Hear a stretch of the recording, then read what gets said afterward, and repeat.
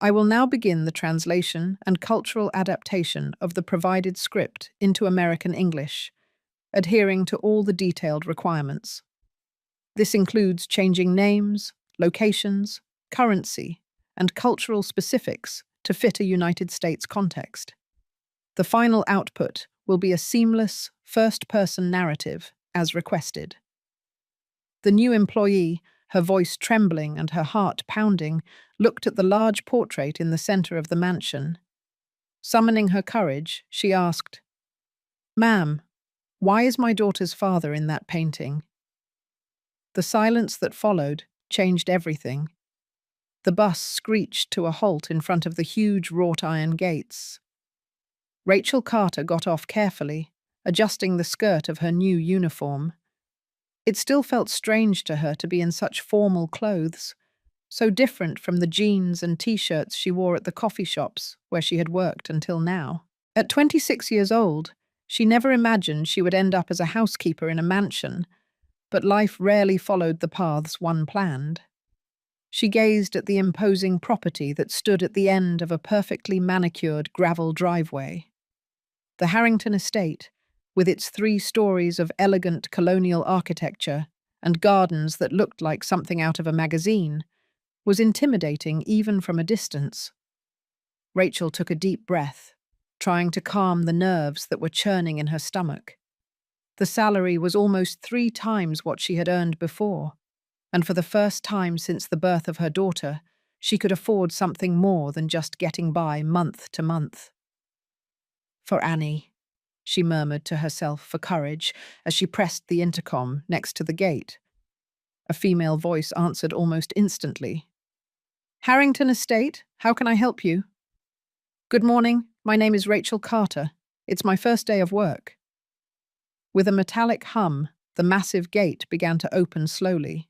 Rachel walked along the path, feeling that with every step she was entering a world that didn't belong to her. All around her, carefully pruned rose bushes flanked the way, and a central marble fountain shot crystalline jets of water toward the clear sky on that April morning. A middle-aged woman awaited her at the front door, wearing a uniform similar to hers, but with a different apron that indicated her superior position. "Welcome. I'm Carol, the housekeeper," she introduced herself with a kind but professional smile. "Mrs. Harrington is waiting for you in the main living room to give you your instructions personally." Rachel followed Carol through a marble entryway with a chandelier that seemed to hold all the crystals in the world. Her shoes, though flat-soled, echoed against the polished floor. They passed by several living rooms and studies, each decorated with exquisite taste that blended antiques with contemporary touches. "Here we are," Carol announced, stopping in front of a carved double wooden door. "Remember, Mrs. Harrington likes to be called Ma'am or Mrs. Harrington, never by her first name." With a light knock on the door, Carol announced, "Ma'am, the new employee is here." "Come in," a female voice responded from inside. The main living room was even more impressive than the rest of the house. Large windows let in natural light, illuminating blue velvet sofas, mahogany side tables, and a marble fireplace that dominated one of the walls. In front of it, seated in an armchair with her back perfectly straight, was Elizabeth Harrington. At 60 years old, Elizabeth maintained an elegance that spoke of generations of refinement. Her ash-blonde hair, pulled back in a perfect bun, didn't show a single strand out of place. She wore a navy blue pantsuit and a pearl necklace that complemented discreet matching earrings. "Good morning," she greeted in a serene but authoritative tone. "You must be Rachel." "Yes, Mrs. Harrington. Good morning." Elizabeth looked her up and down, with that evaluating gaze that Rachel had experienced in every job interview, but multiplied by 10 in intensity. "Carol has spoken very highly of you. She says you have experience in customer service and that you're a quick learner." "I worked in restaurants and coffee shops for 5 years, ma'am." "I know how important attention to detail and impeccable service are," Rachel replied, recalling the words she had prepared for this moment. Good. The Harrington Estate has very high standards, Elizabeth explained, getting up with a fluid movement. Not only because of the value of the objects it contains, but because of the tradition of excellence my family has maintained for generations. Rachel nodded, trying to project confidence despite feeling out of place. I understand, Ma'am. I will do my best to live up to them. I expect you will, Elizabeth replied, walking toward one of the windows. Carol will explain your specific duties. But first, I want to show you something so you understand the importance of this house. With an elegant gesture, Elizabeth indicated for her to follow her to the opposite wall. There, arranged in perfect symmetry, hung several portraits framed in gold. They were oil paintings of different members of the Harrington family, as Rachel could deduce from the family resemblance they shared. The Harringtons have been a fundamental part of this region's economic development for more than a century, Elizabeth explained with evident pride. My husband, Edward Harrington, she pointed to the portrait of a severe-looking man with a perfectly trimmed moustache, continued his father's business legacy until his passing 10 years ago. Rachel observed each portrait attentively, nodding respectfully. Her gaze went from the patriarch to another smaller portrait of a young couple on what appeared to be their wedding day, and then to a complete family portrait. These are our children, Elizabeth continued. Helen, the oldest, lives in Europe with her diplomatic husband. And this one. Elizabeth's voice continued, but Rachel was no longer listening. Her entire body had gone still, and she felt as if the ground beneath her feet had turned into quicksand. Her heart began to pound so hard she feared it could be heard throughout the room. There, framed in gold and painted with skill, he was. The same dark green eyes, the same defined jaw, the same wavy brown hair that resisted being perfectly combed. It was him, without a doubt. The man she had known as Mike. The man who had disappeared from her life as suddenly as he had entered it. The man whose real name, origin, and life she had never known. The father of her daughter. Are you all right? Elizabeth's voice brought her back to reality. You've gone pale. Rachel tried to speak, but the words refused to come out. Her mouth felt dry. Her hands were trembling. With a superhuman effort, she pointed to the portrait while formulating the question she never thought she would ask. Ma'am, why is my daughter's father in the portrait in your mansion? The silence that followed was so absolute you could have heard a pin drop. Elizabeth Harrington looked at her with a mixture of confusion and growing indignation. What did you say? Her voice, previously serene, now had a sharp edge. Rachel knew immediately that she had made a terrible mistake. She had spoken without thinking, driven by the shock. But it was too late to take it back. I'm sorry, Mum, she stammered, but the right words wouldn't come to her stunned mind. Elizabeth turned her gaze to the portrait Rachel had pointed to and then back to her, her expression severe. This is my son, Joseph Harrington. He's currently abroad leading the international expansion of our companies, she declared coldly. And I assure you he cannot be the father of your daughter. You must be mistaken. But Rachel knew there was no mistake. Those green eyes, identical to her little Annie's, looked at her from the canvas with the same intensity that had captivated her 4 years ago. I'm not mistaken, Ma'am, she replied in a voice firmer than she expected. 5 years ago, I met a man who introduced himself as Mike. We were together for 3 months, and then he disappeared without an explanation. Weeks later, I found out I was pregnant. Elizabeth was observing her with a mixture of emotions impossible to decipher. Her posture had become even more rigid, if that was possible. That's ridiculous, she pronounced each word as if it were a sentence. Joseph would never use a false name. He's a Harrington. He belongs to one of the most respected families in the country. Ma'am, With all due respect, I would recognize that face anywhere, Rachel insisted, surprised by her own courage. My daughter Annie has his exact same green eyes, his same smile. The mention of specific physical features seemed to alter something in Elizabeth's stance. For a brief instant, a flicker of doubt crossed her gaze as she studied her more closely.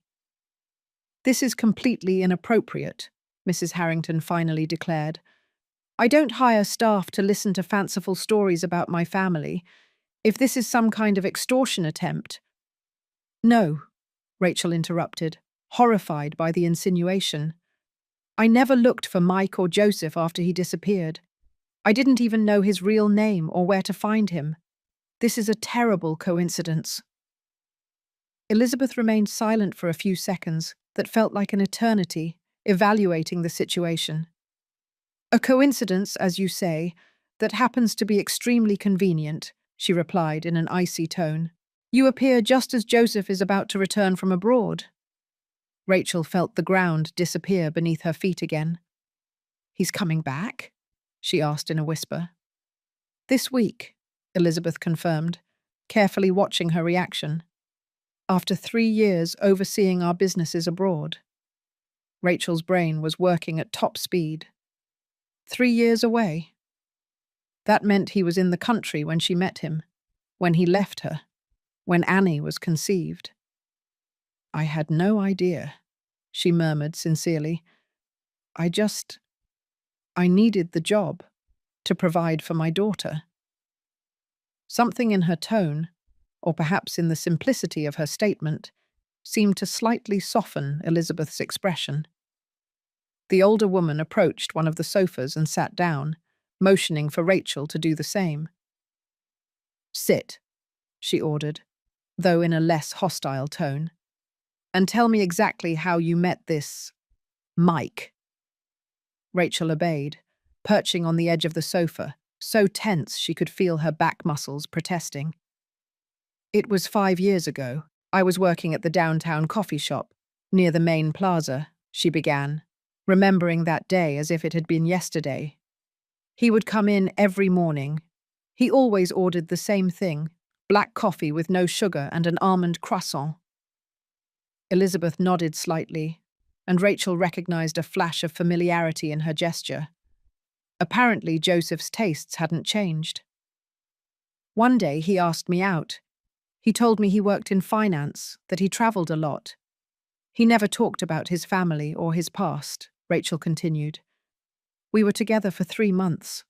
They were the best of my life." She paused, feeling a lump in her throat as she remembered that time. The walks in the park, the simple but romantic dinners, the conversations until dawn. A romance that had seemed straight out of a fairy tale, until it ended abruptly. "And then?" Elizabeth pressed, with a curiosity that seemed genuine despite her obvious suspicion. "One day he just didn't show up. He didn't answer my calls. No one at the coffee shop had seen him. It was as if he had vanished," Rachel explained, reliving the anguish of those days.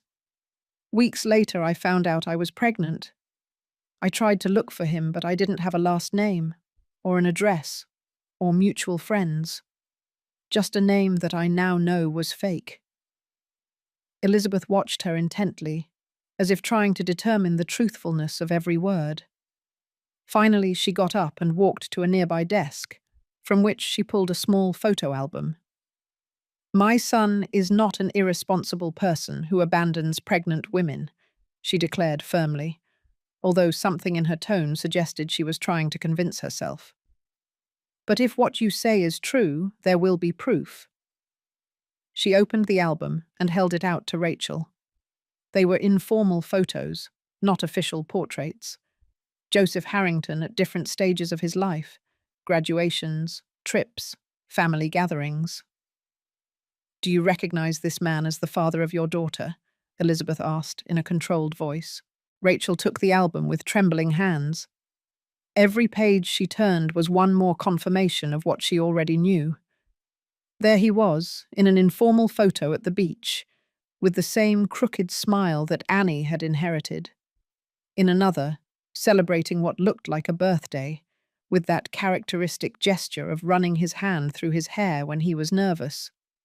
Details that no formal portrait could capture, but that she had memorized during those 3 months. "It's him," she confirmed in a whisper, stopping at a photo where Joseph appeared relaxed, dressed in jeans and a t-shirt, so similar to the Mike she had known. "This is the man I met." Elizabeth remained still, her face a mask of composure that barely hid the inner storm. She came closer and looked at the photo Rachel was pointing to. "That photo is from 5 years ago," she finally said. "Joseph had just graduated with his master's degree and was taking a break before officially joining the family business." Rachel nodded. The timelines matched perfectly. That's when she met him. A tense silence settled between the two women. Elizabeth got up and walked to one of the windows, her back to her as she seemed to contemplate the gardens. In reality, Rachel sensed, she was processing the information she had just received, evaluating the implications, considering her options. "Do you have any proof?" Elizabeth finally asked, without turning around. "Photos, messages, anything to prove your relationship." Rachel swallowed. She knew this question would come eventually. "I have some photos on my phone, of us together," she replied. "And Annie, she's the living proof. She has his eyes, his smile. She even wrinkles her nose when she's concentrating. Exactly like him." This last observation seemed to have an impact on Elizabeth. She turned slowly, and for the first time, Rachel saw a crack in her perfect facade. The possibility of having a granddaughter she had never known seemed to have finally penetrated the matriarch's armor. "How old is she?" "Annie?" she asked, pronouncing the name carefully, as if testing it for the first time. 4 years and 2 months, Rachel replied. "And you never tried?" Elizabeth left the sentence unfinished. "To ask for money? To extort him?" Rachel completed, unable to avoid a defensive tone. "I didn't even know who he really was. To me, he was just Mike, a man who disappeared from my life as fast as he had entered it. I didn't know he was a Harrington. I didn't know he had money or social position." Elizabeth studied her for a few seconds that felt like an eternity. "Do you understand that this situation is extraordinary?" she finally said. "I understand, Mom," Rachel nodded. "And believe me, I never imagined my first day of work would end like this. I came here because I needed the job, not because I was looking for Joseph." The tension in Elizabeth's shoulders seemed to lessen slightly. "Joseph will be back this Thursday," she informed after a brief pause. "I suppose he'll have to face this situation directly." Rachel felt her heart leap. The idea of seeing Joseph again, of confronting him after 5 years, filled her with a mixture of conflicting emotions, anxiety, resentment, and something else she refused to acknowledge. "What happens now, Mrs. Harrington?" she asked, aware that her future and her daughters were hanging by a thread. "With my job, I mean." Elizabeth sat down again, regaining some of her usual composure. "I think the most prudent thing is to keep the situation as it is until Joseph returns," she decided. "You'll continue working here as planned. No one, absolutely no one, must know about this conversation. Not even Carol." Rachel nodded, relieved not to be fired on the spot. "Of course, Ma'am. But," Elizabeth continued, in a tone that left no room for doubt, "I'll need to see that child, Annie. If she's really a Harrington, I have to meet her." Rachel tensed instinctively. For 4 years she had protected Annie from a world that had treated them with indifference at best, with contempt at worst. The idea of suddenly exposing her to this family, to this world of wealth and privilege, terrified her. "Annie doesn't know anything about her father," she explained cautiously. I've only told her he had to go far away. A shadow of disapproval crossed Elizabeth's face, but surprisingly she made no comment. Bring her the day after your shift, she instructed. We can meet at the guest house, at the end of the garden. It's more discreet. Rachel nodded, aware that she was not in a position to negotiate. I'll do that, ma'am. Good, Elizabeth concluded, getting up in a clear gesture that the conversation was over. Now, Carol will show you your duties. I hope this personal matter won't interfere with your job performance. It won't interfere, Rachel assured, also getting to her feet. Thank you for your understanding, Mrs. Harrington. Elizabeth's expression softened almost imperceptibly. 5 years ago, my son locked himself in his room for days, she said suddenly. When he finally came out, he announced that he would accept the position at our European branch. He never explained what caused such a sudden change. With those enigmatic words, Elizabeth called for Carol, who appeared so quickly that Rachel suspected she might have been waiting just outside the door. The rest of the day passed in a blur. Rachel followed Carol through the gleaming hallways of the mansion, learning her duties, memorizing routines and rules, all while her mind processed what had happened. The father of her daughter was not a simple finance employee who had abandoned her, but Joseph Harrington, heir to one of the most powerful families in the country, and in less than a week, she would have to face him. Are you all right? Carol asked when Rachel dropped a rag for the third time. You seem distracted. I'm sorry, she apologized, picking it up quickly. It's just the first day, nerves. Carol nodded understandingly. Mrs. Harrington can be intimidating at first, but she's fair. If you do your job well, you'll have no problems. If she only knew, Rachel thought, forcing herself to smile.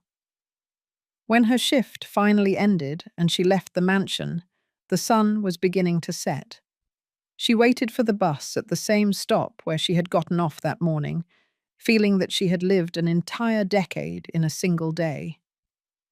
Arriving at her small apartment in a modest neighborhood in the south of the city, she found her neighbor, Mrs. Henderson, watching television with Annie cuddled up beside her. "Mummy!" the little girl exclaimed, running into her arms. Rachel hugged her tightly, inhaling the smell of baby shampoo in her hair. Annie, in her favorite floral dress and worn-out sneakers, was her entire world. "How did you behave today, Princess?" she asked, kissing her forehead. "Very well. Mrs. Henderson taught me how to make bracelets with thread. Look." Annie held up her little wrist, where a colourful braided bracelet was on display. "It's beautiful," Rachel smiled, exchanging a look of gratitude with her neighbour. After Mrs. Henderson left, Rachel prepared a simple dinner for both of them, scrambled eggs with toast, Annie's favourite. While they ate, she watched her daughter with new eyes, identifying every feature she had inherited from Joseph. The dark green eyes, of course, but also the shape of her chin, the way she furrowed her brow when something intrigued her. "Tomorrow you'll meet someone special," she said suddenly, surprising herself. "Who?" Annie asked, curious. Rachel hesitated, searching for the right words. "An older lady. Very elegant," she finally replied. "She works at the house where I started today." "Is she your friend?" Annie always asked direct questions, another quality that Rachel now understood she had inherited from her father. "Not exactly," she smiled faintly, "but she wants to meet you." Annie nodded with the seriousness that only children can show toward mundane news. "Can I bring my rabbit?" she asked, referring to her inseparable stuffed animal. "Of course you can," Rachel assured, feeling a lump in her throat. In less than 24 hours, the safe, small world she had built for her daughter would begin to transform, and she wasn't sure she could protect her from what was to come. That night, after putting Annie to bed, Rachel sat at the small kitchen table and took out her phone. She scrolled through the gallery until she found the photos she had mentioned to Elizabeth. There he was, Mike as she had known him, smiling at the camera with an arm around her shoulders. They had been so happy during those brief months. A sudden memory assaulted her. The last time she saw him, Mike/Joseph had seemed distant, worried. When she asked what was wrong, he vaguely replied something about family responsibilities and difficult decisions. The next day, he disappeared. Had his family found out who she was? Had they forced him to cut off all contact? Elizabeth's words echoed in her mind. My son locked himself in his room for days. He never explained what caused such a sudden change. For the first time in 5 years, Rachel considered the possibility that Joseph had not abandoned her by his own choice. Meanwhile, thousands of miles away, in a London hotel room, Joseph Harrington was finishing packing his bags. His phone chimed with a message notification. It was from his mother. Joseph, I need you to move your return up. Important matters have come up that require your immediate presence.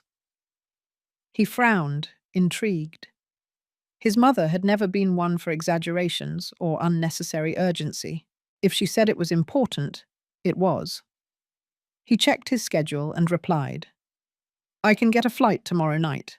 I'll arrive Wednesday morning. Is everything okay? The response took only a few seconds. Everything is fine. Just come back as soon as possible. Joseph put the phone down on the bed, with a strange sense of unease. As he put away his last belongings, his gaze fell on a small object he always carried with him, a cardboard coaster from a downtown coffee shop, with a name scribbled on the back.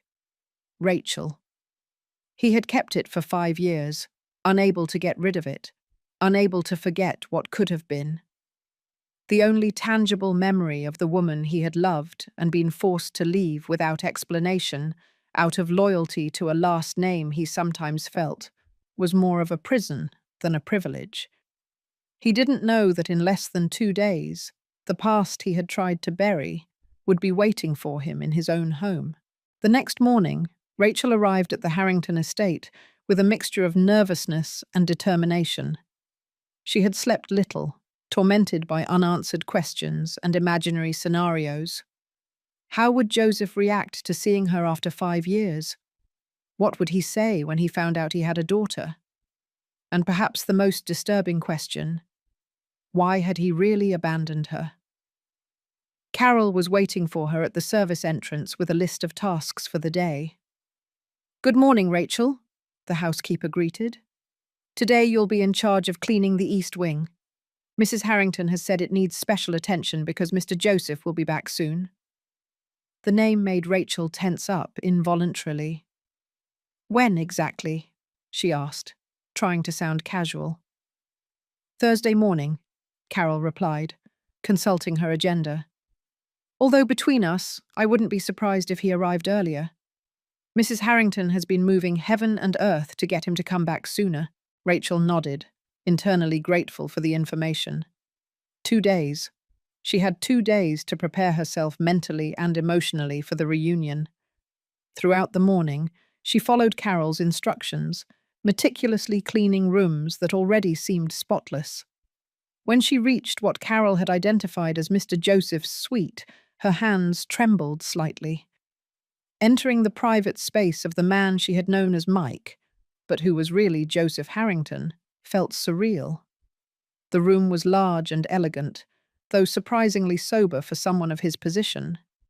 A king-sized bed dominated the center, flanked by minimalist nightstands. A mahogany desk by the window was perfectly organized, with just a closed laptop and a picture frame face down. Rachel moved around the room as if she were in a museum, afraid to touch anything more than necessary. As she changed the sheets, she couldn't help but notice the scent that still lingered on the pillow, a fragrance of wood and citrus that immediately transported her back 5 years, to the nights they had shared in her small apartment.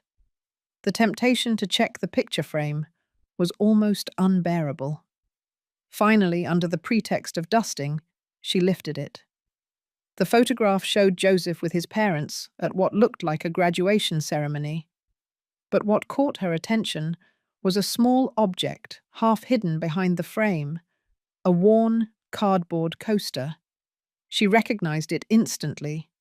It was from the coffee shop where she had worked, where they had met. With trembling hands, she turned it over and confirmed what she already knew. On the back was her name, Rachel, in her own handwriting. He had kept it. For 5 years, Joseph had held on to this small memento of her. "What are you doing?" Elizabeth's voice startled her so much she almost dropped the picture frame. She quickly turned, putting it back in its original place. "Mrs. Harrington, I was just cleaning," she stammered, feeling the heat rise to her cheeks. Elizabeth observed her with an inscrutable expression. Then her gaze swept the room, stopping briefly at the picture frame. "Did you find anything interesting?"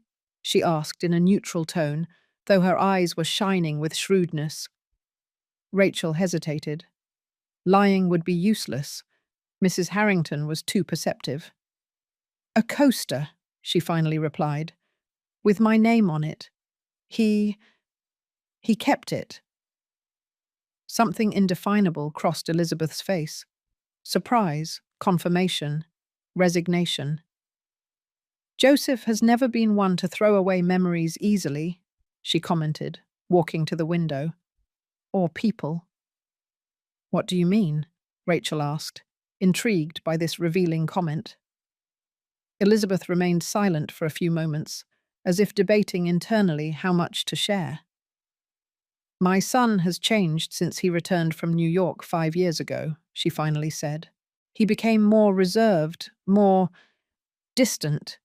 He accepted the position in Europe without hesitation, although he had always said he preferred to stay here." Rachel processed this information, connecting it to the abrupt end of her relationship. "I thought he had abandoned me because he had gotten tired of me," she confessed in a low voice. "That I had just been a pastime." "The Harringtons don't treat people as pastimes," Elizabeth replied with a certain stiffness. "We have our flaws, but frivolity isn't one of them." She turned to Rachel, studying her as if she were truly seeing her for the first time. "I understand now why he was interested in you," she added, in a tone that was almost approving. "You have character. You're not easily intimidated." Rachel didn't know how to respond to this unexpected compliment. "Finish up here and then go to the kitchen," Elizabeth continued, returning to her usual authoritative tone. "I'll be waiting for you at the guest house at 5, as we agreed." When Elizabeth left, Rachel exhaled slowly, not having realized she had been holding her breath. The conversation had revealed more than she expected. Maybe Joseph hadn't abandoned her voluntarily. Maybe there had been circumstances she didn't know about. The rest of the day passed in a haze of mechanical tasks and turbulent thoughts. At 4:30, Rachel asked Carol for permission to leave a little early, explaining that she had to pick up her daughter. The housekeeper, unaware of the true situation, agreed without a problem. Annie was waiting at Mrs. Henderson's house, drawing diligently in her favourite notebook. When she saw her mother, she jumped off the chair with excitement. "Mummy, look what I made," she exclaimed, showing a colourful drawing of what appeared to be a family, a tall figure that must have been Rachel, and a small one that was herself. "It's beautiful, sweetie," Rachel smiled, noticing with a lump in her throat that Annie had also drawn a third figure, taller and set apart. "Who is this?"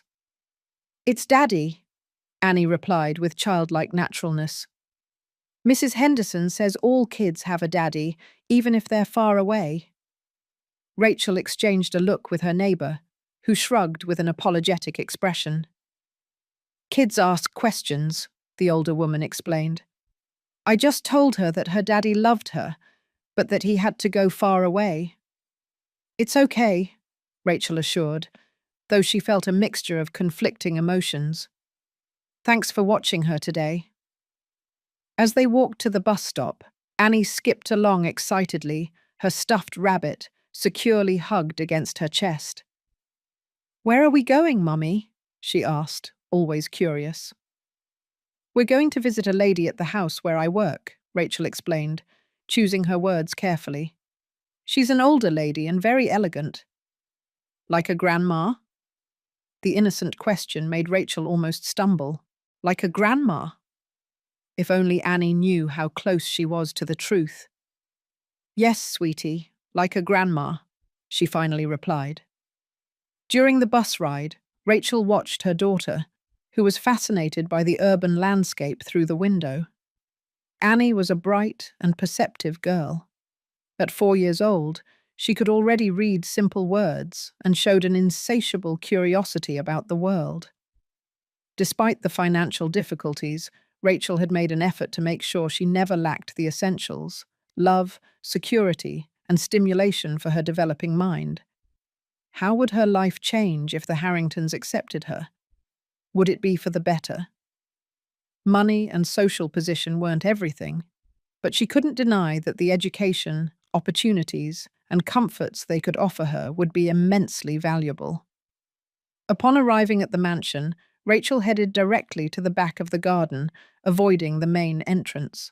The guest house turned out to be an elegant 2-story building, smaller than the main mansion, but equally luxurious. Elizabeth Harrington was waiting for them on the porch, dressed in a cream-coloured pantsuit that contrasted elegantly with her silver hair. Upon seeing them approach, her gaze immediately fixed on Annie, studying her with an intensity that made Rachel instinctively squeeze her daughter's hand. "Good afternoon, Mrs. Harrington," Rachel greeted formally. "Good afternoon," Elizabeth replied, without taking her eyes off the child. "You must be Annie." The little girl, suddenly shy, partially hid behind her mother's leg. "Say hello to Mrs. Harrington, sweetie," Rachel encouraged her gently. "Good afternoon," Annie murmured, clutching her stuffed rabbit to her chest like a shield. An uncomfortable silence settled between them. Elizabeth seemed unable to stop looking at the little girl, as if she were looking for something specific in her features. "Come in, please," she finally said, regaining her composure. "I've prepared some cookies and juice." The inside of the guest house was cozy and elegantly decorated. In the main living room, a coffee table had been set with a tray of freshly baked cookies, a pitcher of juice, and 3 glasses. Annie, momentarily forgetting her shyness at the sight of the cookies, looked at her mother for permission. "You can have one, sweetie," Rachel smiled. The little girl carefully approached the table, took a cookie, and took a small bite. "They're yummy," she declared with a smile that revealed the dimples in her cheeks, identical to her father's.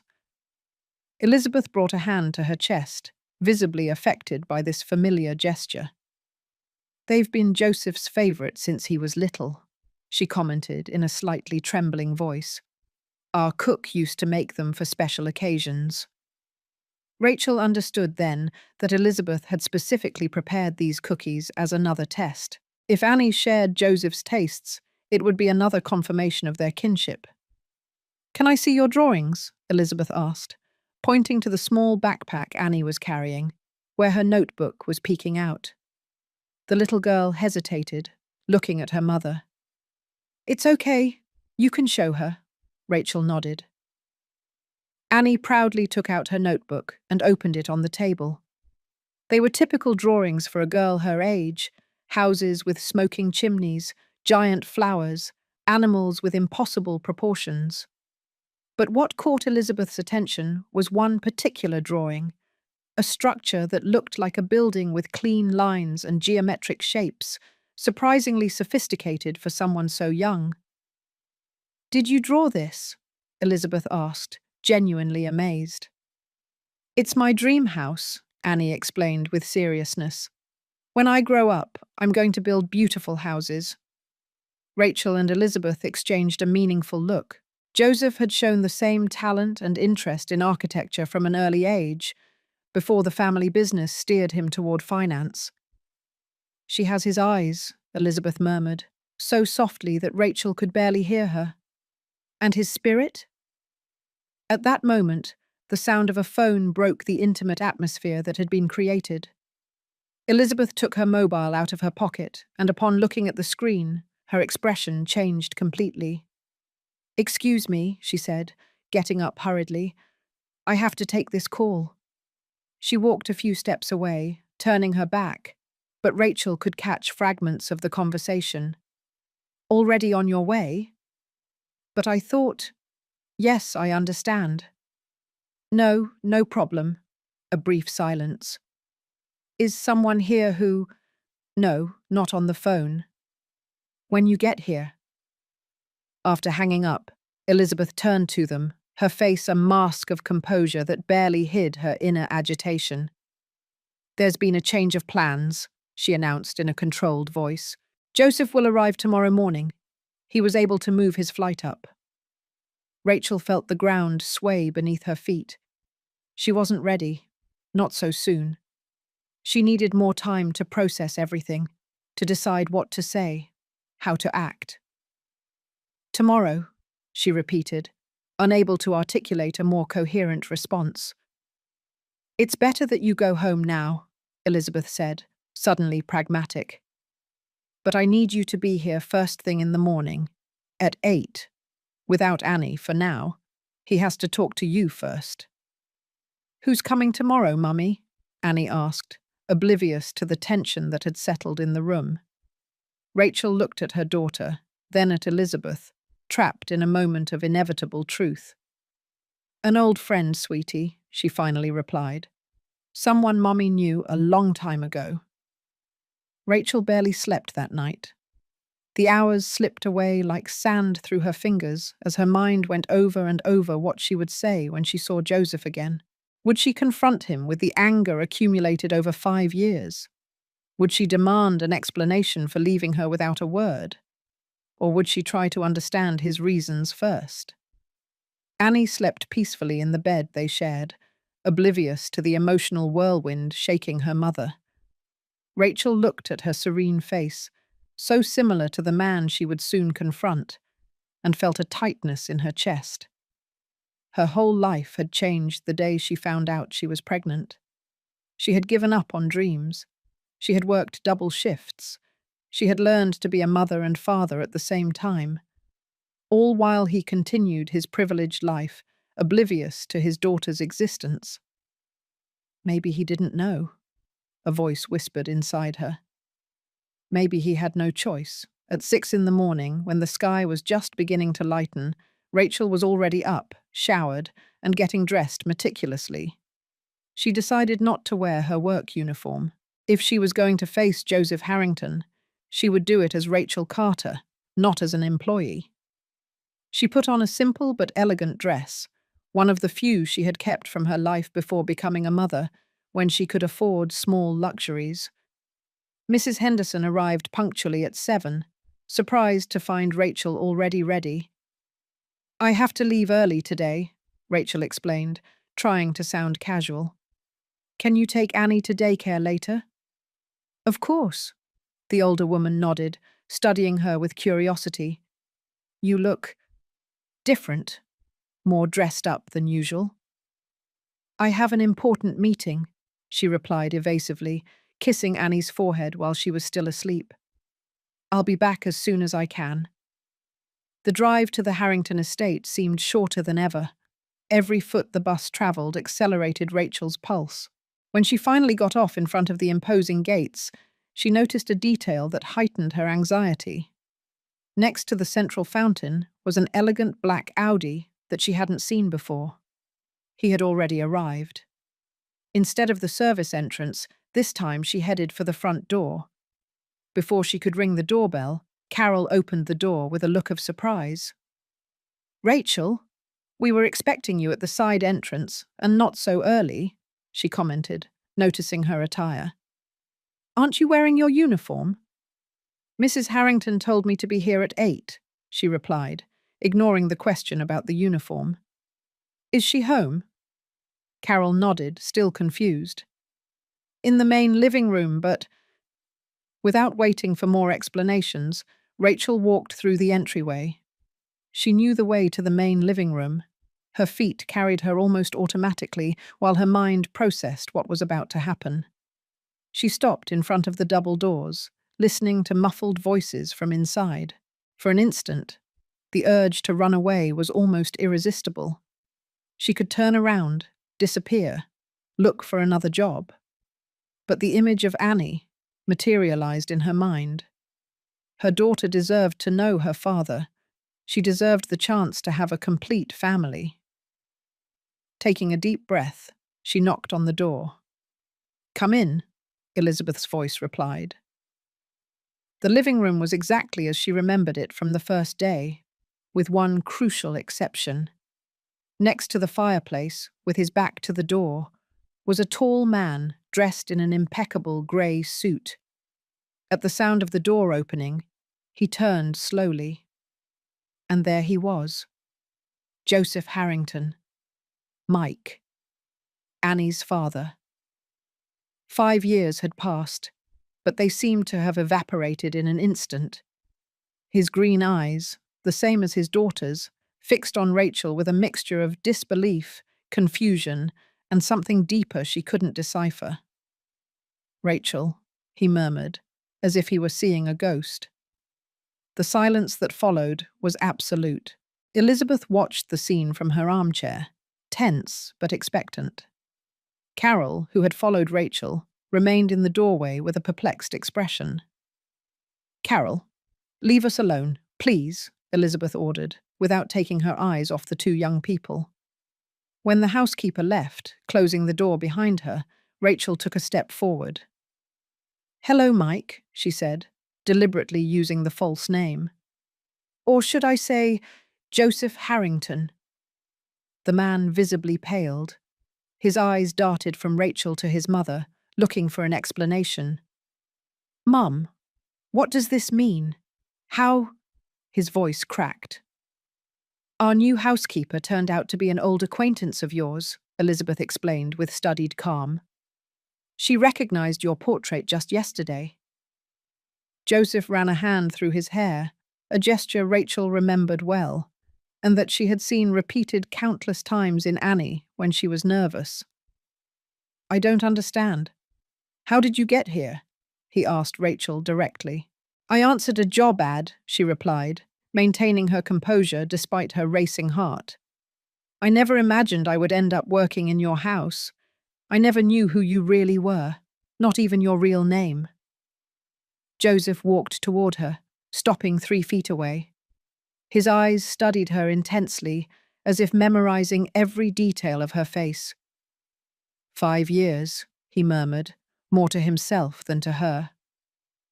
5 years, 2 months, and 14 days, Rachel specified, surprising herself with the accuracy of her mental count. "Since you disappeared without an explanation." Guilt and pain crossed Joseph's face like a shadow. "I didn't have a choice," he began, but Rachel interrupted him. "There's always a choice," she retorted firmly. "You could have told me the truth. You could have said goodbye, at least." "Rachel, please." He tried to move closer, but she stepped back. "I'm not here for recriminations," she declared, straightening her back. "I'm here for Annie." Confusion clouded Joseph's eyes. "Annie?" Elizabeth, who until then had remained silent, intervened in a serene but authoritative voice. "Your daughter, Joseph. Annie is 4 years old." The impact of the revelation was like a physical blow. Joseph staggered slightly, looking for support in the back of a nearby armchair. His face reflected pure emotion. "My…" He couldn't finish the question, his gaze fixed on Rachel, looking for confirmation or denial. "Our daughter," she confirmed, without taking her eyes off his. "I found out I was pregnant weeks after you disappeared. I tried to find you, but without success. I only knew your false name, Mike." Joseph sank into the armchair, visibly overwhelmed. For a long minute, no one spoke. The ticking of the wall clock marked the time with relentless precision as 3 lives were reconfigured in that dense silence. "She has your eyes," Rachel finally added, her voice softening, "and your dimples when she smiles." Joseph looked up, his eyes bright with unshed tears. "Where is she?" he asked in a whisper. Can I see her?" "She's at daycare now," Rachel replied. "And yes, you can see her. But first, I need to understand what happened. Why did you disappear like that? I owe it to her, and I owe it to myself." Joseph looked briefly at his mother, as if seeking permission or perhaps courage. Elizabeth nodded almost imperceptibly. "I never wanted to leave you," he began, his voice firmer now. "Those 3 months with you were the most authentic of my life. For the first time, someone saw me for who I was, not for my last name or my bank account." "I didn't know anything about your last name or your bank account," Rachel countered. "I just knew you were Mike, a man who said he worked in finance and who made me laugh." Joseph gave a sad smile. "That was the most real part. My job is in finance, although not as an employee but as an owner. And making you laugh, that's what I liked most." He got up, walking toward the window. The morning light illuminated his profile, revealing lines of tension that hadn't been there 5 years ago. "My grandfather became seriously ill," he explained, looking out at the garden. "The patriarch, the founder of the Harrington Empire. On his deathbed, he made me promise that I would take my place in the family business, that I would continue his legacy." "And did that mean abandoning the one you loved?" Rachel asked. Joseph turned to her with a tormented expression. "No, that came later. My father." He looked briefly at his mother, who visibly tensed. "My father investigated who I was dating. When he found out you were a waitress with no connections or fortune, he gave me an ultimatum. End our relationship immediately, or he would disinherit me. He would throw me out of the family." "And you chose the fortune?" Disappointment was in Rachel's voice. "No," Joseph replied vehemently. "I chose responsibility. Hundreds of families depended on the Harrington companies. My dying grandfather was counting on me. The promise I had made." He ran a hand over his face, visibly distressed. "I tried to find a solution.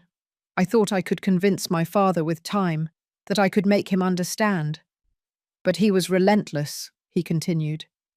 "He threatened not only to disinherit me, but to destroy your life too.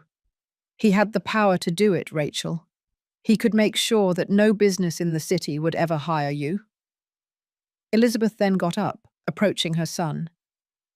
"Your father was a man from another era, with very ingrained ideas about social differences," she explained in a tense voice. "I'm not justifying him. I'm just trying to make you understand, Rachel. For Edward, lineage and family connections were everything." "So you left without a word," Rachel concluded, fighting the lump in her throat. "The most difficult decision of my life," Joseph affirmed, his eyes fixed on hers. "I thought it was the best thing for you, that you could move on, find someone who could love you openly without obstacles." "But you never knew about Annie," Rachel murmured. "If I had known." Joseph left the sentence unfinished, but the determination in his gaze completed the thought. "What would you have done?" Rachel pressed, needing to hear it. "I would have defied everything," he replied without hesitation. "I would have given up the last name, the fortune, everything. For my daughter. For you." The silence enveloped them again, less tense now, filled with unrealized possibilities and untaken paths. "Edward passed away 3 years ago," Elizabeth interjected. "Things are different now. I'm different." Rachel nodded, processing all this new information. The story was incredible, and yet it explained so much. The abrupt disappearance, the coincidence of the preserved coaster, Elizabeth's enigmatic words about Joseph locking himself in his room. "Can I meet her today?"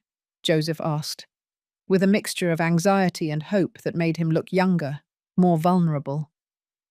"Annie, can I meet my daughter?" Rachel looked at him closely, evaluating the sincerity in his eyes. Finally, she nodded.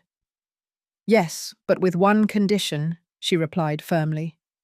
"I need to be sure that you won't disappear from her life like you did from mine. Annie deserves a present father, not just an illustrious last name or a bank account." "I promise you," Joseph declared, approaching her until he was in front of her. "I'll never leave again. In fact—" He paused, as if carefully considering his next words. "In fact, if you'll allow me, I'd like to be part of your life too. Of both of your lives.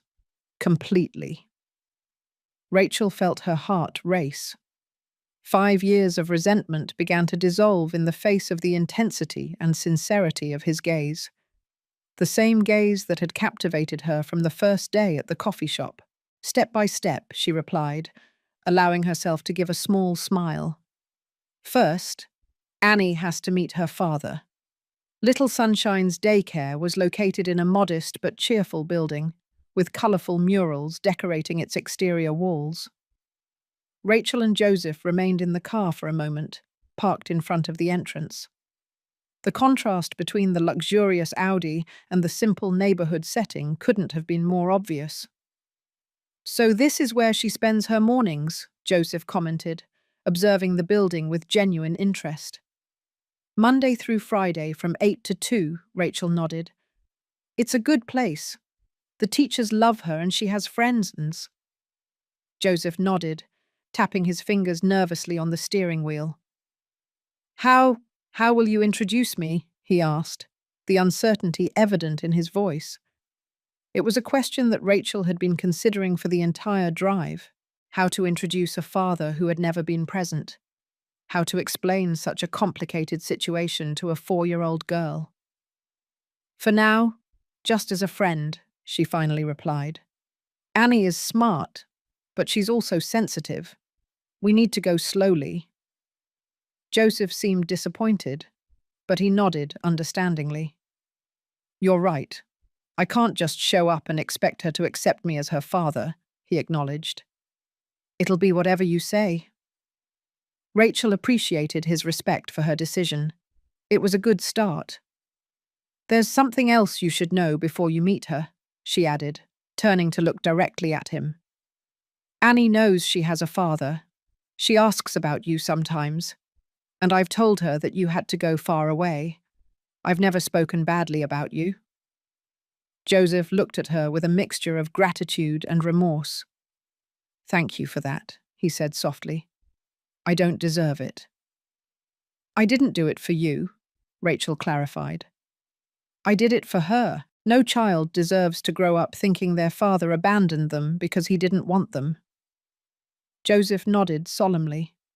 He understood what Rachel had sacrificed, even her own right to bitterness, for her daughter's emotional well-being. "Are you ready?" she asked, reaching for the door handle. "No," he admitted with a nervous laugh, "but I'll never be more ready than I am now." They entered the building together, maintaining a respectful distance between them. The receptionist, a middle-aged woman with colourful glasses, greeted Rachel familiarly. "Good morning, Mrs. Carter. Are you picking up Annie so early?" "Yes, Gloria. We have a family engagement today," she replied, aware of Joseph's gaze on her. "Of course.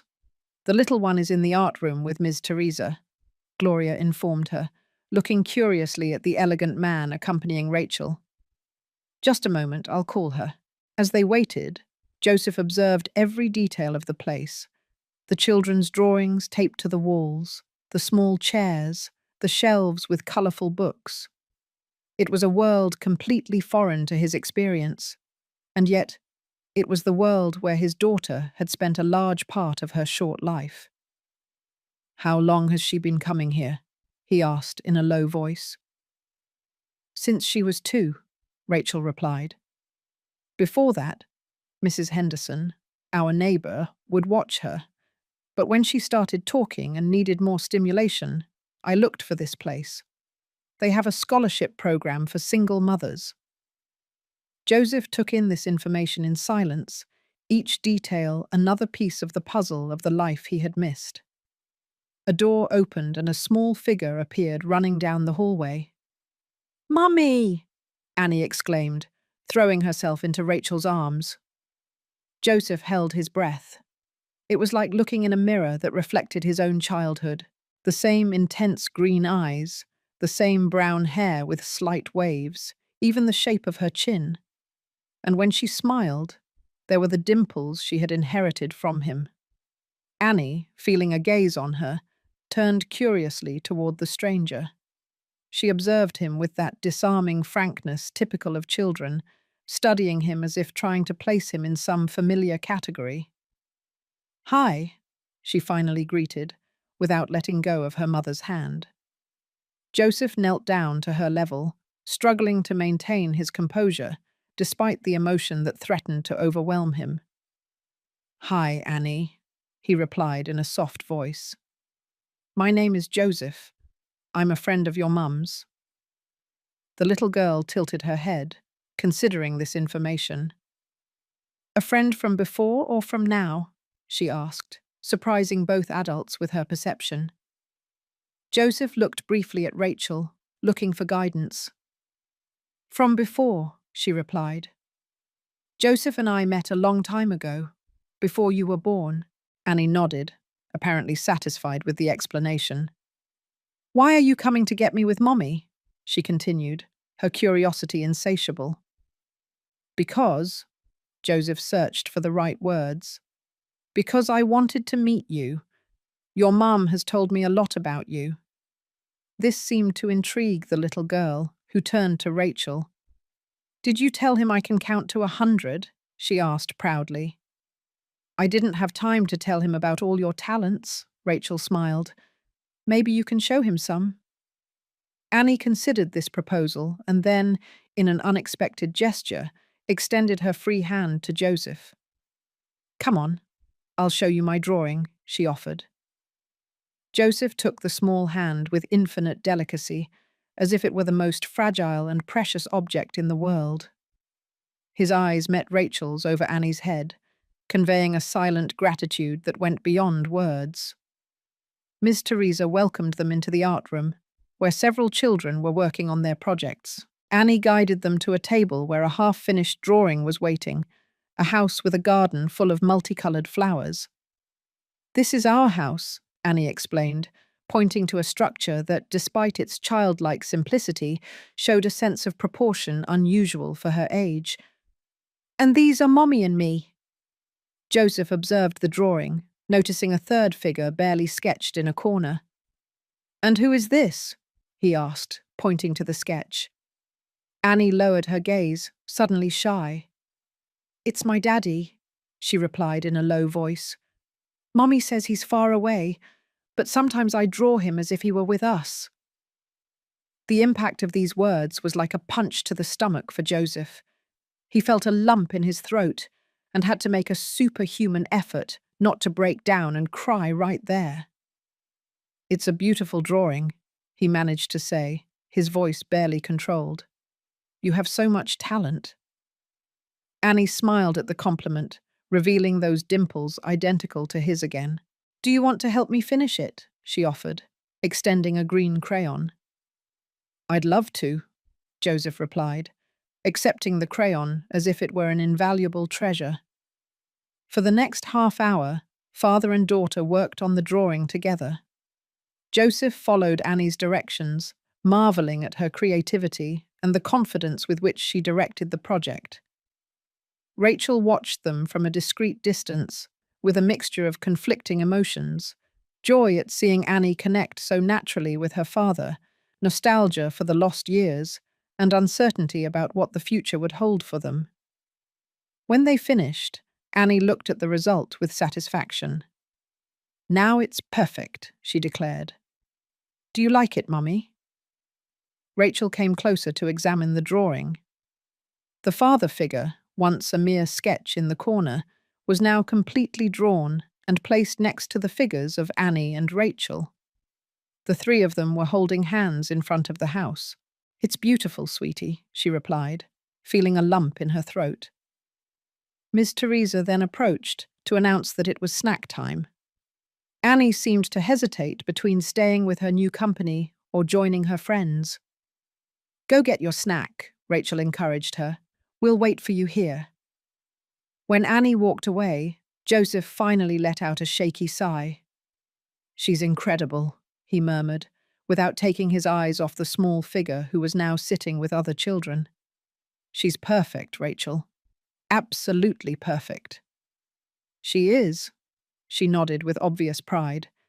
She's smart, creative, and has the biggest heart I've ever known. She's had you as an example, Joseph replied, turning to her. You've done an extraordinary job raising her alone. The compliment, said with such sincerity, momentarily disarmed Rachel's defenses. It hasn't been easy, she admitted, but every sacrifice has been worth it. She's my everything. I want to be a part of her life, Joseph declared firmly, in whatever way you consider appropriate, with whatever conditions you set. But I want to be present. I want to get to know her, watch her grow, support her. Rachel studied his face, looking for any sign of hesitation, but she only found sincere determination. And when you get tired of playing family man? When the responsibilities pile up and your privileged world claims you back? She asked, giving voice to her deepest fears. I'll never get tired, he replied without hesitation. I'm not playing, Rachel. This is the most serious thing I've ever done in my life. He moved a little closer, keeping his voice low but intense. 5 years ago, I made the biggest mistake of my life by walking away. I won't make that mistake twice. Rachel wanted to believe him. A part of her, the one that held the memory of that man who had made her laugh and dream, wanted to trust his words. But another part, the one that had learned to survive alone, warned her about the fragility of promises. Time will tell, she finally replied. Joseph accepted this answer with a nod. It was fair. He would have to prove with actions, not just words, that he was committed for the long haul. Can I ask you something else? He said, after a brief silence. Where do you live? The question took Rachel by surprise. In a small apartment in the south of the city. 2 bedrooms, one for us, and one that I use as a studio when I do freelance graphic design work, she replied, wondering where he was going with this. Would you consider moving? Joseph asked carefully. To a bigger place, closer to Annie's school, maybe with a yard where she can play. Rachel tensed immediately. I don't need your charity, Joseph, she replied coldly. We've survived perfectly well these 5 years. It's not charity, he was quick to clarify. It's responsibility. My responsibility as Annie's father. I want to provide her with the best possible life, the best resources, the best opportunities. Opportunities aren't bought with money, Rachel countered. I know, Joseph conceded, but some doors open more easily with it. And it's not just about money. It's about time, about presence, about commitment. He paused, carefully choosing his next words. I'm not suggesting you accept anything from me directly. I could set up a trust for Annie, for her education and well-being. Rachel considered the proposal. As much as she wanted to reject it out of pride, she couldn't deny that it would provide her daughter with security and opportunities that she herself could hardly offer. I need to think about it, she finally replied. This is a lot to process in such a short time. Joseph nodded, respecting her space. Of course. There's no rush. The rest of the visit went by in a delicate balance. When Annie returned from her snack, she showed Joseph her other drawings and told him about her friends and her classes. He listened with genuine attention, asking questions and showing interest in every detail of her life. When it was time to say goodbye, Joseph knelt down to Annie's level again. "It was a pleasure meeting you," he said, with a smile that barely hid his emotion. "I hope we can see each other again soon." "Will you come visit me again?" the little girl asked hopefully. "If your mum thinks it's okay," he replied, looking at Rachel. "Of course," she nodded. "Joseph can visit us whenever he wants." Annie, in a gesture that surprised both adults, came closer and gave Joseph a small hug. "I liked drawing with you," she said simply. Joseph closed his eyes for a moment, absorbing the feeling of hugging his daughter for the first time. "I really liked it too," he replied in a slightly broken voice. "Very much." As they walked to the car, Joseph remained in a thoughtful silence. It wasn't until they were inside that he finally spoke. "Thank you," he said simply, "for letting me meet her, for not keeping her away from me despite everything." "Annie deserves to know her father," Rachel replied, "and you deserve to know her." He drove in silence for a few minutes before adding, "What happens now, Joseph?" It was a question loaded with meaning, one that went beyond the immediate practical arrangements. "Now," he replied, with a new determination in his voice. "Now we build a future. Together, if possible. Separately, if that's what you prefer. But always with Annie at the center." A month had completely transformed their lives. Spring was advancing in the city, filling the parks with flowers and the air with promises, as Rachel, Joseph, and Annie discovered a new way of being a family together. Joseph had kept his word. Every day, without fail, he found time to visit Annie, whether by taking her to daycare in the mornings or spending afternoons with her in the park near Rachel's apartment. The little girl, with that amazing capacity for adaptation typical of childhood, had accepted his presence with growing naturalness. Rachel watched this relationship blossom from a prudent distance. She still had some reservations, but she couldn't deny Joseph's devotion to his daughter. Nor could she ignore how Annie's presence had transformed the businessman. His expression softened, his laughter became more spontaneous. His eyes shone with a joy she hadn't seen in him even during those 3 months they were together 5 years ago. This Saturday morning, Rachel was finishing making breakfast when the doorbell rang. Annie ran excitedly to the door. "It's Daddy!" she exclaimed, using that term for the first time to refer to Joseph. Rachel's heart skipped a beat. It had only been a week since they had decided to explain the truth to Annie, in a simple and age-appropriate way. "Joseph isn't just a friend," they had told her. "He's your daddy, who has been far away, but now he's back to be with you." Annie had processed this information with surprising calmness, as if she had somehow sensed it all along. Her questions had been few and direct. "Are you going to go away again?" To which Joseph had replied, with barely contained tears, "Never again, Princess. Never again." Rachel opened the door, meeting Joseph, who was holding a bouquet of wildflowers and a small box wrapped in colourful paper. "Good morning," he greeted, with that smile that, despite everything, still made her heart race. "Ready for our outing?" "Yes," Annie replied, jumping excitedly. "Are they for me?" she asked, pointing to the box. "The gift is for you," Joseph confirmed, handing it to her. "And the flowers?" "They're for Mommy," Annie completed confidently, as if it were the most natural thing in the world. Joseph and Rachel exchanged a look, surprised by the observation. "That's right," he nodded, offering the bouquet to Rachel.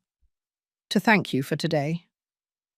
Rachel accepted the flowers, feeling a slight blush rise to her cheeks. It was the first time she had agreed to an outing, just the three of them, outside the city. A picnic at a nearby lake, Joseph's idea to celebrate the first month since their reunion. "Thank you," she murmured, looking for a vase while Annie enthusiastically opened her gift, a small professional art kit with watercolors, brushes, and a drawing pad. "Now I can paint the lake," the little girl exclaimed, amazed. As Annie gathered her things for the day, Joseph approached Rachel in the kitchen. "Are you sure about this?" he asked in a low voice. "If you'd rather it be just a daddy-daughter day, I'll understand." Rachel shook her head. "It's okay," she replied. "I think it will be good for Annie to see us. Together. As friends, at least."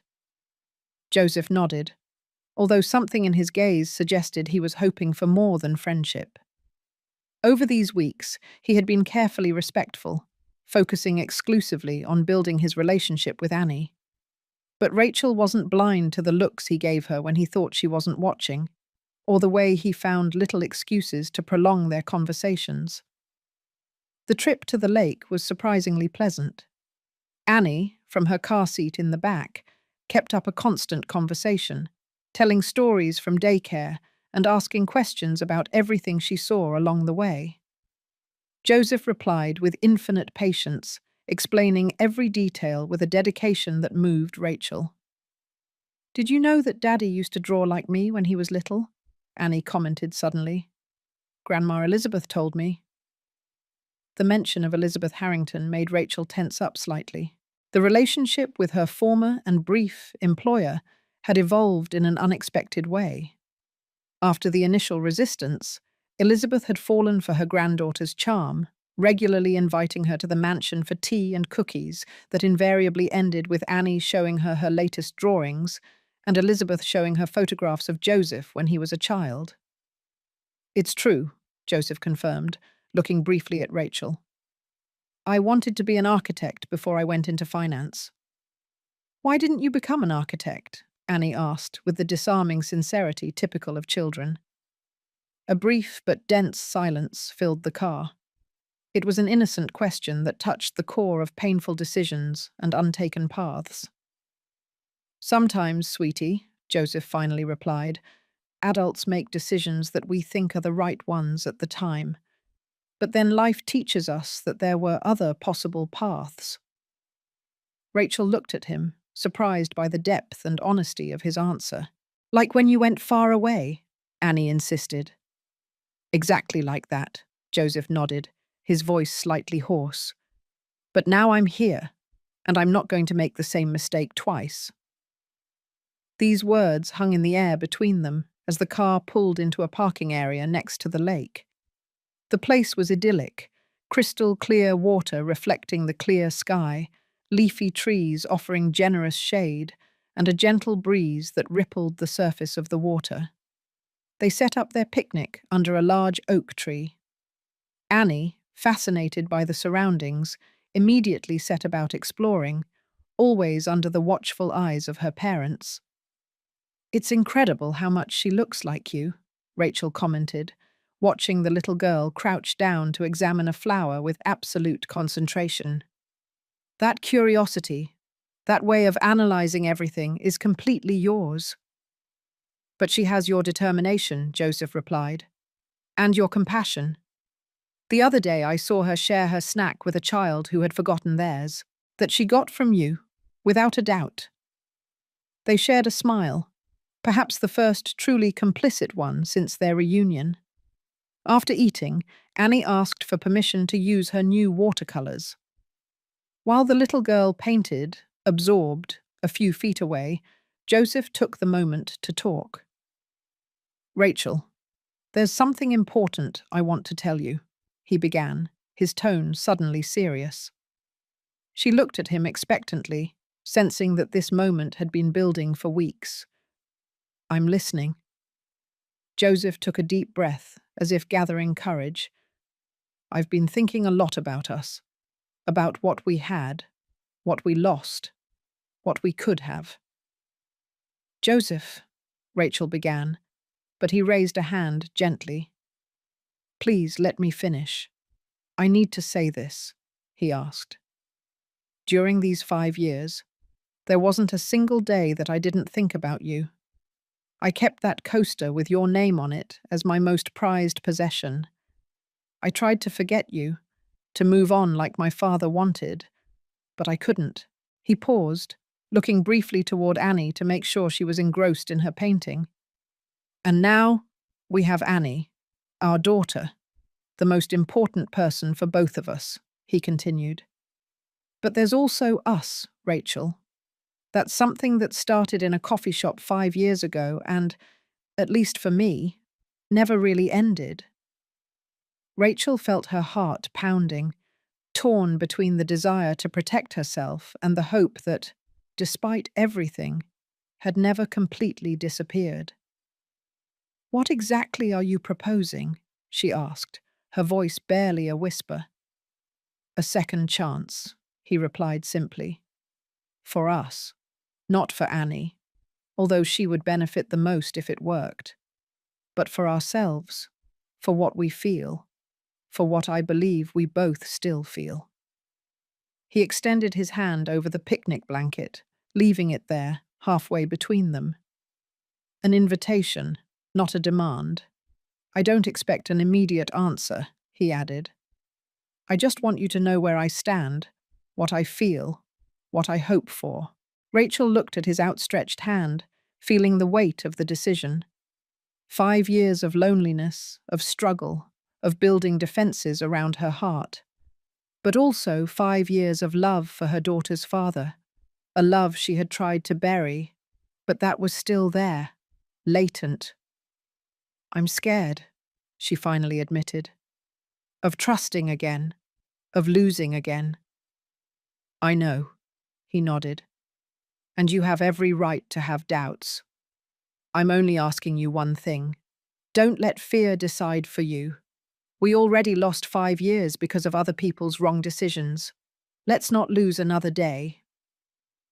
At that moment, Annie came running back, with her drawing in one hand and a wild flower in the other. "Look!" she exclaimed, proudly showing her work, a watercolor of the lake, with 3 figures holding hands along the shore. "It's beautiful, sweetie," Rachel smiled, hugging her. "It's us," Annie explained, pointing to the figures. "You, me, and Daddy. A family." Joseph and Rachel exchanged a meaningful look over their daughter's head. A family. Annie's words, so simple and yet so profound, resonated between them. "Can we come again?" the little girl asked. "All 3 of us?" "Of course," Joseph replied, hugging her too. In that shared embrace, something changed. Rachel felt the last barriers begin to crumble. With an almost imperceptible movement, she extended her hand to find Joseph's, interlacing her fingers with his. The contact, after 5 years, sent an electric current through them both. Joseph looked at her, a silent question in his eyes. "Step by step," she murmured, repeating the words he had used that first day at the mansion. "But together?" The smile that lit up Joseph's face was like the sunrise after an endless night. The return to the city, with Annie asleep in the back seat, passed in a knowing silence, their hands clasped over the gear shift. "There's something else I want to show you," Joseph said, when they stopped in front of Rachel's building. "Can I come up for a moment, after you put Annie to bed?" Intrigued, Rachel agreed. Once in the apartment, with her daughter soundly asleep in her bed, Joseph took an envelope out of his jacket. "I've been working on this for weeks," he explained, handing it to her. "I wanted it to be perfect before I showed it to you." Rachel opened the envelope with curiosity. Inside, she found detailed architectural plans.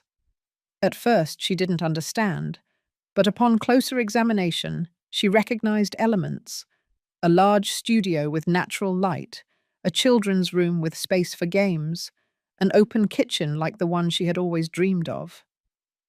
"It's a house," she murmured, looking up, confused. "What is it?" It's my first project as an architect, Joseph explained, with a sparkle in his eyes she had never seen. I've decided to go back to my dream, Rachel. The Harrington companies will continue to run with a team of competent administrators. But I want to build, to create, not just manage finances. Rachel turned the pages, amazed by the detail, by the beauty of the design. And this house? It's for us, he confirmed. If you want it, if you give us that chance. Designed with everything you love in mind. Natural light for your graphic design work.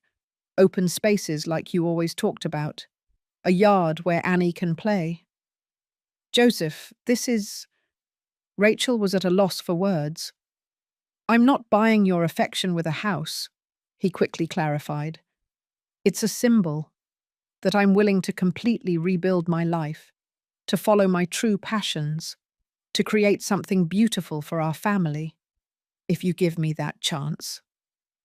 Rachel put the plans on the table, and on an impulse that surprised them both, she went to him and kissed him, a soft, tentative kiss at first, which soon transformed into something deeper, filled with 5 years of longing and a future that was beginning to take shape before them. When they separated, both had tears in their eyes. Is that a yes? He asked, with a shaky smile. It's a let's build it together, she replied. Our house, our life, our future. The three of us. Through the open window, the spring breeze gently swayed the curtains.